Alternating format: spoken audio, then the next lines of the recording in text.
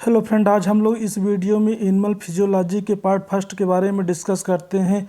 तो आइए अब हम लोग वीडियो स्टार्ट करते हैं। इसमें बात करते हैं कि सबसे पहले टॉपिक की बात करते हैं टाइप्स ऑफ एनिमल की। तो आइए अब हम लोग वीडियो स्टार्ट करते हैं। इसमें बात करते हैं कि टाइप्स ऑफ एनिमल में आइटम्स, रूमिनेंट्स, स्यूडो रूमिनेंट्स और नॉन रूमिनेंट्स, यानी कि एनिमल कितने प्रकार के होते हैं। 3 टाइप्स के होते हैं। पहला है रूमिनेंट, दूसरा स्यूडो रूमिनेंट, तीसरा है नॉन रूमिनेंट्स। तो सबसे पहले यदि रूमिनेशन की बात करें तो रूमिनेंट में होता है यस, जो स्यूडो रूमिनेंट होते हैं उसमें भी होता है यस। जो नॉन रूमिनेंट होते हैं यानी कि मोनोगैस्ट्रिक एनिमल होते हैं उसमें रूमिनेशन नहीं होता है। अब स्टमक के चेम्बर की बात करते हैं कि मतलब स्टमक के कितने चेम्बर होते हैं।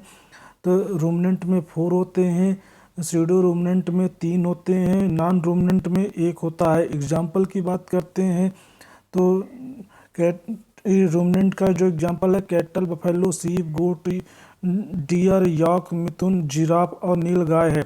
जो स्यूडो रूमिनेंट होते हैं उसका एग्जांपल है कैमल, लैमा हो गया, एल्पासा हो गया, विस्ना हो गया।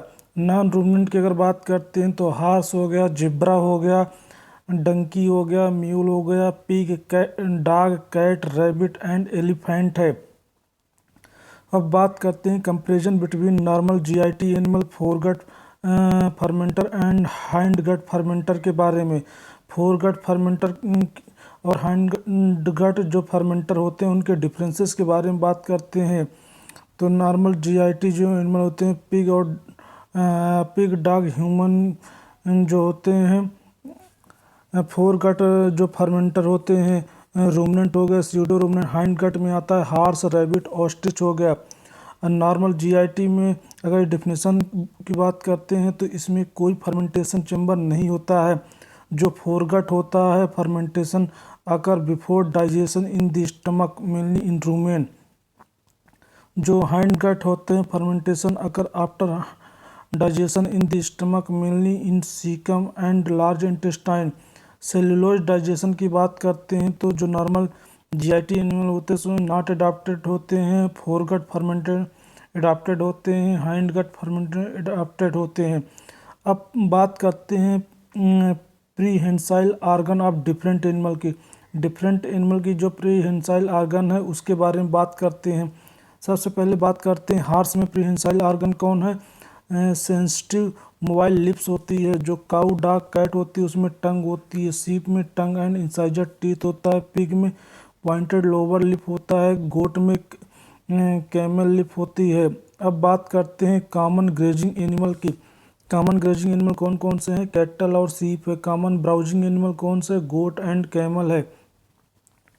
बात करते हैं gall bladder is absent in horse. Horse में गॉल ब्लैडर एब्सेंट होता है। साथ ही साथ में जो स्यूडो रूमिनेंट होते हैं ऑल स्यूडो रूमिनेंट जैसे कैमल हो गया, लामा हो गया, एल्प्लाजा हो गया, विसुना हो गया, इसमें भी एब्सेंट होता है।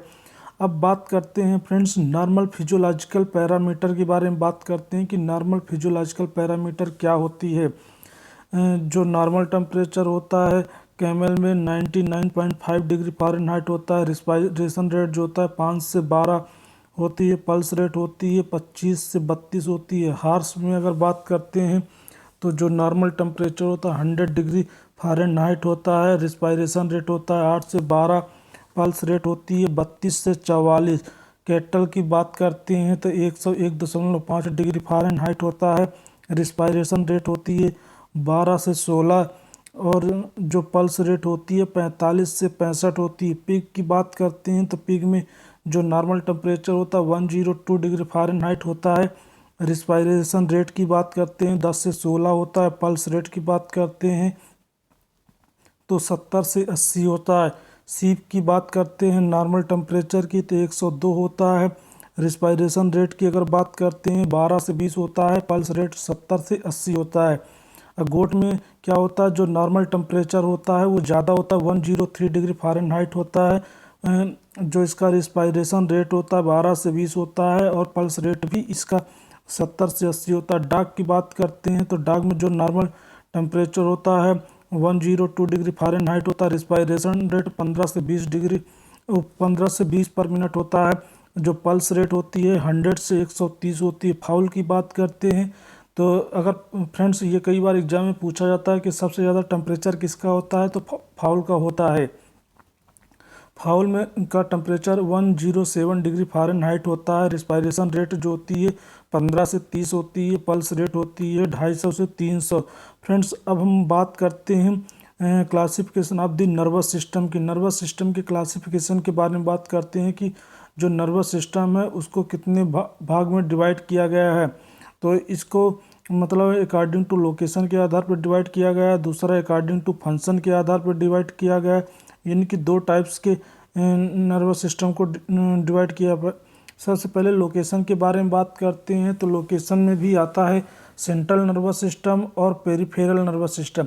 सेंट्रल नर्वस सिस्टम का एग्जाम्पल है ब्रेन और स्पाइनल कार्ड, जबकि पेरिफेरल नर्वस सिस्टम का एग्जाम्पल है cranial nerve and spinal nerve. और फंक्शन के आधार पर अगर बात करते हैं तो इसमें भी दो टाइप के होते हैं, एक ऑटोनॉमस होता है, दूसरा होता है सोमैटिक नर्वस सिस्टम। ऑटोनॉमस का एग्जांपल है सिंपैथेटिक एंड पैरासिम्पैथेटिक, जबकि सोमैटिक नर्व सिस्टम का होता है सोमैटिक नर्व सेंसरी नर्व और दूसरा है सोमैटिक मोटर नर्व। बात करते हैं the largest endocrine gland of the thyroid while smallest in pineal. पूरे बॉडी की अगर बात करते हैं सबसे लार्जेस्ट जो एंडोक्राइन ग्लैंड होती है थायराइड होती है, स्मॉलेस्ट होती है पीनियल होती है। लार्जेस्ट एंडोक्राइन बॉडी की कौन सी होती है, जीआईटी होती है। Largest gland of the body मतलब बॉडी की लार्जेस्ट ग्लैंड कौन सी होती है, लीवर होती है। लार्जेस्ट ऑर्गन बॉडी कौन सा होता है, स्किन होता है। टोटल बॉडी वाटर एनिमल की कितने होते हैं, 60 से 70% होता है। टोटल ब्लड वॉल्यूम कितना होता है एनिमल का, 8% होता है बॉडी वेट। प्लाज्मा वॉल्यूम कितना होता है, 5% होता है। मिनरल कंटेंट कितना होता है, 3% होता है। वेट कितना होता है एनिमल हार्ट का, 0.6% बॉडी वेट के अकॉर्डिंग होता है। अब बात करते हैं total body water is classify under into 2 category. मतलब जो टोटल बॉडी वाटर कितना होता है, 2 भाग में डिवाइड होता है। पहला इंट्रासेल्युलर फ्लूइड, दूसरा एक्स्ट्रा सेल्युलर फ्लूइड। जो इंट्रासेल्युलर फ्लूइड होता है 40% ऑफ एनिमल बॉडी वेट होता है, दूसरा जो एक्स्ट्रा सेल्युलर फ्लूइड होता है 20% एनिमल बॉडी वेट होता है। एक्स्ट्रा सेल्युलर जो फ्लूइड होता है फर्दर क्लासीफाइड इनटू 3 कैटेगरी। मतलब पहला इंटरस्टिशियल फ्लूइड, दूसरा प्लाज्मा फ्लूइड, तीसरा ट्रांससेल्युलर फ्लूइड।